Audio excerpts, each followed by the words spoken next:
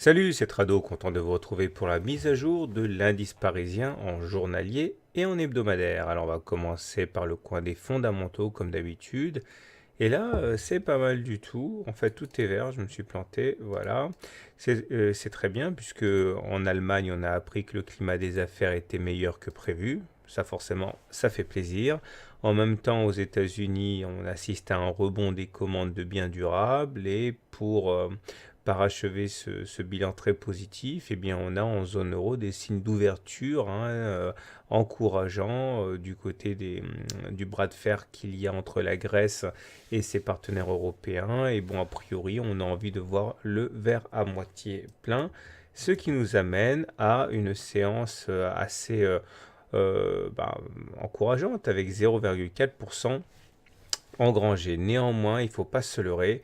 Cela n'a d'encourageant que le nom parce que vous voyez, rien, absolument rien n'a été acquis aujourd'hui. En plus, on termine avec un nouveau doji ici, hein. On en avait déjà eu un il y a 2 jours, un nouveau doji longue jambe, c'est-à-dire une espèce de chandelier comme ça, sans corps, parce que finalement on clôture sur le même niveau que le niveau d'ouverture. Et même si on a bataillé très très dur, ça se voit à la longueur des mèches basses et des mèches hautes, finalement on clôture euh, sur le même niveau que le niveau d'ouverture. Donc tout ça pour ça. Maintenant, et on est habitué à cela, regardez comme la Tenkan et le champ de bataille privilégié des intervenants depuis quelques jours, on n'arrive pas à passer significativement ni au-dessus ni en dessous parce qu'il faut toujours une bougie de confirmation. Alors là, on est passé en dessous, mais ça a été invalidé la séance d'après. On est passé au-dessus, puis on est repassé en dessous hier pour repasser au-dessus aujourd'hui. Autrement dit, la Tenkan ici est véritablement la courbe à surveiller pour en savoir davantage. Donc je vous rappelle, mais je le redis rapidement parce que ça a été l'objet de mon tuto d'il y a 2 jours, que ça montre la grande incertitude, le doute des intervenants. Maintenant, si on prend un petit peu de distance, on voit qu'une fois de plus, c'est le bas de ce canal noir qui a permis au cours de rebondir. On le voit bien ici, ça fait d'ailleurs 1, 2, 3 séances de suite où le bas du canal sauve les haussiers en permettant un rebond. Et je suis quand même assez prudent pour l'instant, et je l'ai déjà dit, hein, on est dans une grande fourchette d'Andrews ici bleue, et tant que l'on s'en extrait pas par le haut, la médiane reste active et son rôle d'aimant joue parfaitement son rôle, c'est-à-dire qu'un retour, enfin, une baisse et un contact avec la médiane reste totalement d'actualité, à moins que l'on sorte de cette fourchette, c'est-à-dire qu'on aille au-dessus des 5260. Maintenant, j'ai été interpellé à plusieurs reprises, et merci à eux, hein, par pas mal de tradosoriens, notamment Véronique, Roland, etc., qui m'ont dit qu'il semble évident maintenant qu'on dessine un triangle symétrique. Alors voilà le triangle, j'ai mis en orange, mais on le verra mieux en horaire. Donc voilà ce que je fais. Je zoome un petit peu pour l'unité horaire parce que c'est plus clair comme ça. Et là, on a besoin d'un petit tuto pour savoir ce qu'il en est. Alors, je vous rappelle, hein, que j'ai commis un e-book là-dessus si vous voulez vous entraîner et apprendre à les reconnaître. Alors, le triangle, ça ressemble à ça. Vous avez des oscillations qui vont se faire entre deux obliques convergentes et une qui monte, une qui descend. Et ça s'appelle donc un triangle symétrique. Car les stats ne sont pas unanimes, hein. Certains disent que c'est 6 chances sur 10 de sortir dans le sens dans lequel on est entré dans le triangle. C'est-à-dire que si on est monté pour aller dans le triangle, eh bien, on devrait en sortir en montant. Pour d'autres, c'est plus 7 sur 10, mais on va dire qu'il y a globalement plus d'une chance sur deux de s'en extraire dans le sens par lequel on est entré. Donc clairement ici, dans le sens de la hausse. Alors plusieurs façons de tracer l'objectif. Le premier objectif, c'est d'aller chercher le point le plus haut du triangle. Deuxième objectif, c'est de tracer une parallèle à la base du triangle. Ça vous donne un objectif qui est rallié assez souvent. Le dernier objectif, hein, c'est de prendre la hauteur de la première oscillation complète, c'est ici le segment mauve que vous reportez au-dessus du point de cassure, et ça vous donne un objectif qui est plus rarement rallié que les précédents, mais qui est quand même rallié de manière significative. Alors, si j'en parle, c'est parce que, eh bien, alors ça c'est dans le cadre d'une cassure par le bas, Si j'en parle, c'est parce qu'il semble évident maintenant qu'on évolue à l'intérieur d'un triangle symétrique, hein, et en l'occurrence ici, puisqu'il se retrouve au sommet d'une jambe de hausse, ça voudrait dire que normalement on aurait plus de chances de casser ça par le haut que par le bas. Bon, c'est ça, c'est en faisant abstraction de tout le reste. Et les objectifs, ben, comme je l'ai dit, le premier objectif, ce serait d'aller chercher le point le plus haut du triangle, ça voudrait dire les 5270. L'autre façon de faire, c'est de tracer une parallèle à la base, ça voudrait dire aller chercher un contact avec cet oblique-là, ou éventuellement avec cet oblique-là. En fait, c'est un objectif qui est dynamique, hein. Et la dernière façon de faire, ce serait d'aller prendre la hauteur de la première oscillation complète, c'est ici, qui serait reportée au-dessus du point de cassure.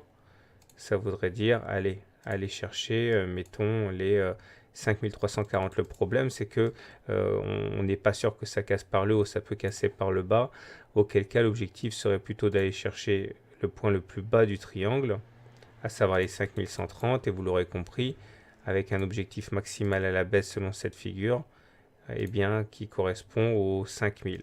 Alors c'est intéressant parce que ça correspond à pas mal d'autres objectifs. Donc là, je bascule en journalier à nouveau.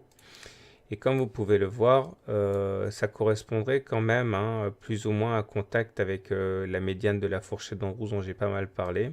Et si on regarde les indicateurs techniques, eh bien on se rend compte que c'est loin d'être positif, hein. On a toujours, j'en parlais hier, hein, je vais enlever les volumes, on a toujours une divergence baissière cachée sur l'OBV, c'est-à-dire que comme vous pouvez le voir sur l'OBV, on a fait des plus hauts alors qu'on n'a pas fait de plus haut sur les cours sur la même période de temps. Ça, c'est une alerte baissière et malheureusement, ce n'est pas la seule.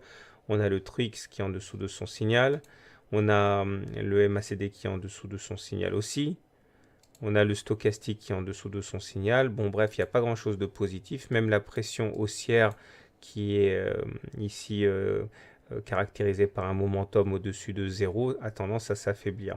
Alors, dans le sens de la hausse également, eh bien, on a le RSI qui vient de casser son oblique sentinelle ici, mais je vous rappelle qu'une cassure d'oblique sentinelle sur un indicateur technique n'est pas un signe suffisant, n'est pas un signal suffisant pour passer à l'action, c'est simplement quelque chose qui vient prévenir et amplifier un signal sur les cours eux-mêmes. Ok, donc c'est simplement une alerte haussière. Donc vous voyez, l'analyse technique est très difficile à faire ce soir parce qu'il y a quand même eh bien, des éléments à la fois positifs et négatifs avec quand même un avantage pour la baisse au regard des indicateurs techniques, tout en sachant qu'on voit bien que les supports jouent parfaitement le rôle. Donc c'est super compliqué. De toute manière, je vous avouerai que moi, ce que je vous conseille de faire, c'est d'attendre qu'on sorte du triangle et de ne pas anticiper le sens de sortie, hein. Voilà. Maintenant, du côté de l'hebdomadaire, et pour terminer, ce qui se passe ici, c'est que vous avez un travail de la zone de support. Et vous avez un grand triangle, un grand rectangle mauve ici. Et vous voyez qu'on le travaille, on n'arrive pas à monter, mais on n'arrive pas non plus à le casser. Pourquoi? Eh bien parce que ça correspond, mais j'en ai déjà parlé en son temps, à cette zone ici qui a servi de résistance en 2008. Et cette même zone ici qui a été vraiment défendue par les baissiers 3 semaines de suite, eh bien, a été finalement cassée. Et par la loi du changement de polarité, eh bien, une résistance cassée devient support. Et c'est pour ça qu'on n'arrive pas non plus à descendre en dessous de cette zone. Donc c'est très intéressant. Néanmoins, la tendance demeure haussière. Parce qu'on regarde la théorie de dos, vous voyez bien que les pics sont toujours ascendants. Tant que les pics sont ascendants et que les creux sont ascendants, on est en tendance haussière. Et on changera éventuellement d'avis lorsque les pics seront descendants et que les creux seront descendants, mais pour l'instant, ce n'est pas du tout le cas. Donc, c'est aussi au regard de la théorie de dos, c'est aussi au regard de la théorie Ichimoku, hein, puisqu'on est au-dessus du nuage. Enfin, je devrais dire Ichimoku, parce que c'est comme ça qu'on le dit normalement, on me l'a dit. Donc, on a un premier rempart ici avec la Tenkan, qui a 5060 aussi. Donc vous voyez, hein, on est loin de passer baissier. Donc même si on devait assister à une attaque baissière pour aller chercher ce qui est très classique, les 23,6% de retracement de Fibonacci, c'est-à-dire baisser d'un montant de 23,6% par rapport à la jambe de hausse, eh bien ça nous laisse vraiment de la marge. Donc pour faire simple et terminer cette analyse très technique, je dirais qu'en hebdomadaire, on est toujours haussier, on a des signes d'essoufflement, mais on est toujours haussier. En journalier, eh bien, la dynamique est baissière, mais on est sur des supports, donc ça ne veut pas baisser.